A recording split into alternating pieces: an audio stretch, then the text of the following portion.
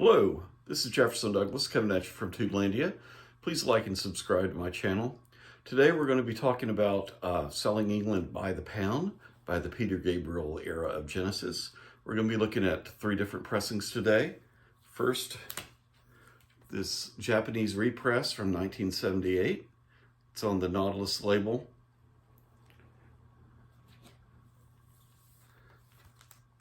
Second, the Classic Records from 2001, the 200 gram Quiex version, 33 1/3 RPM, mastered by Bernie Grubman. And last but not least, the new Analogue Productions 2x45 RPM version, mastered by Chris Bell, using probably the metalwork from Classic Records. See more on the other side.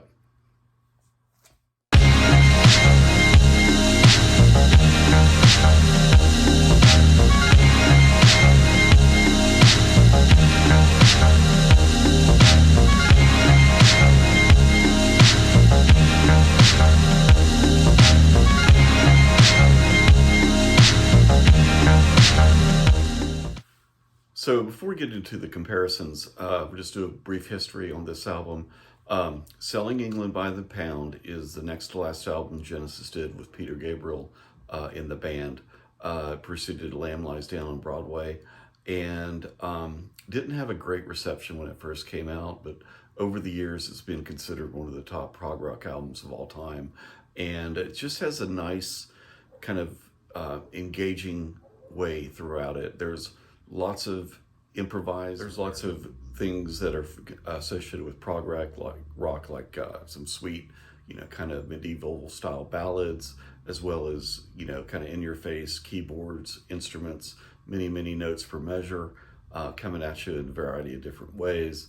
It's one of those albums that doesn't necessarily hit you at the beginning, but after a couple listens, it's very rewarding because it's so well produced, so well recorded, and so well executed by the band at the time, which is one of the reasons it makes for a great audiophile repressing, because it was recorded really well in the beginning. So as long as you don't really screw it up, you should be able to only make it better.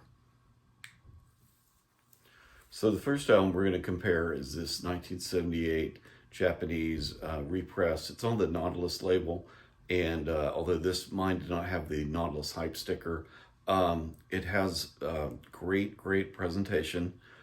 Typical Japanese pressing. The vinyl's extremely quiet. There's also quite a bit of clear mid-range that's there and very present. There's also a decent amount of bass, not really in your face, but it's there, and it provides for the overall bottom end. And overall, it's a great pressing. It sounds really good.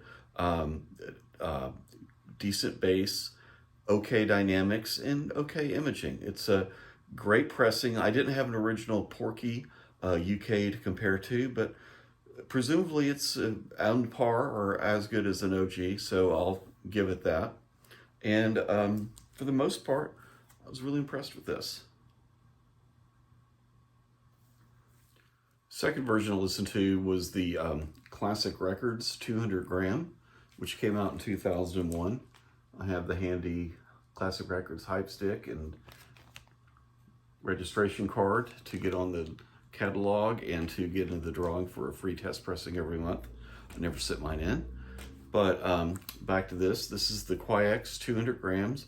Came out in 2001, mastered by Bernie Grubman.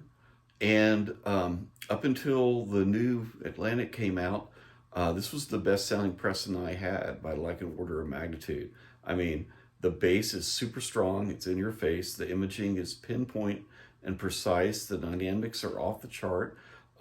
There's lots of situations where like the vocal harmonies come together and you can pick them out distinctively, and it's just very nice. And I would say it was my best pressing up until the Atlantic came out just a few days ago.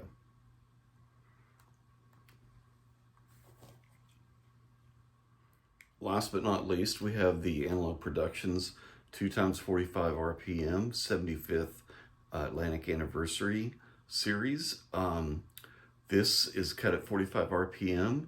It apparently uses the same plates as the super rare Classic Records 4x45 RPM Quiex vinyl, of which they only made about 20 test pressings.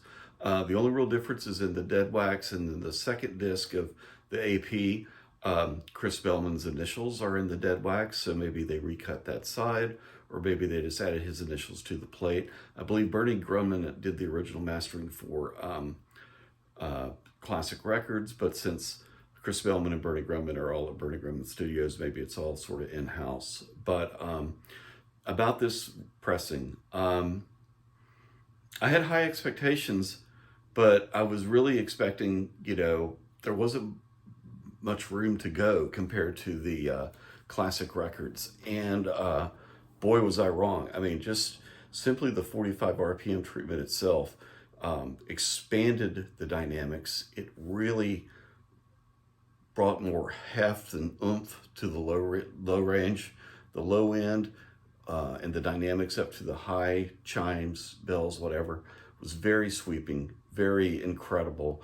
And I was just kind of blown away by the precise pinpoint imaging of each instrument, similar to what was on the Classic Records, but there was also an overall cohesiveness that I didn't find in the Classic Records.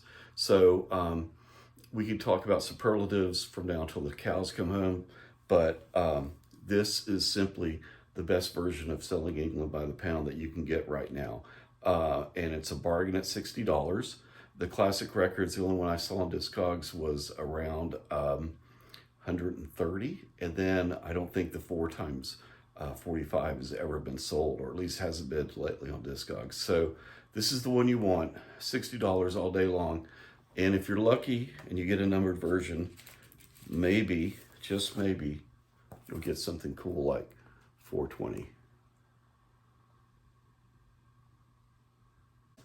Please let me know in the comments what you think about the pressing yourself. Do you have anything to add, anything I might have missed, or any pressings that you think may sound better? Again, I didn't have an original UK Porky to compare to, so that may be one that has some elements that are better than this, but I sincerely doubt it. But anyway, thank you for watching. This is Jefferson Cut Tubelandia. Please like and subscribe to my channel, and let me know what you think in the comments. Bye.